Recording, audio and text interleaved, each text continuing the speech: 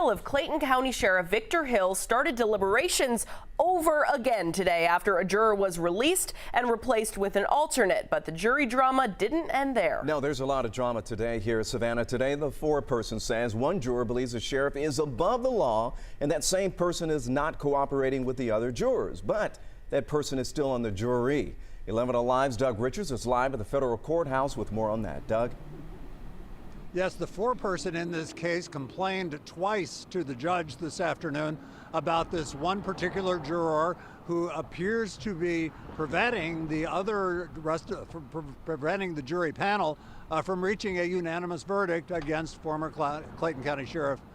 suspended Clayton County Sheriff Victor Hill.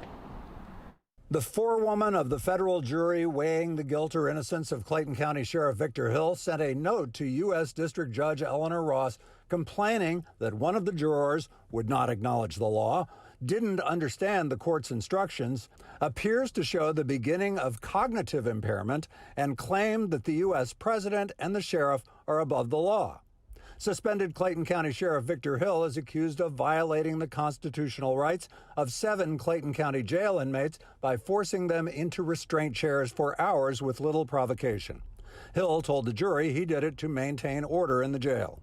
In court, the juror, a white man who appeared to be in his 60s or older, denied that he was ignoring or disregarding the law. I've had jurors screaming at me. I've had people raising their voices, describing me as inarticulate or crazy, but I try to measure the consequences of every word I use, the juror told the court. To convict Hill, all 12 jurors would need to agree unanimously. Former prosecutor Robert James told us Monday, jurors come into cases with their own frames of reference. It's a compare and contrast, right? Jurors aren't robots, they're human beings, and they come with their own prejudice and bias and preconceived notions about who's credible and who's not and what credible looks like. After questioning the juror, Hill's defense team asked Judge Ross to allow the juror to stay on the jury panel. The judge agreed. The defense team did not celebrate afterward, but one would not blame them if they had.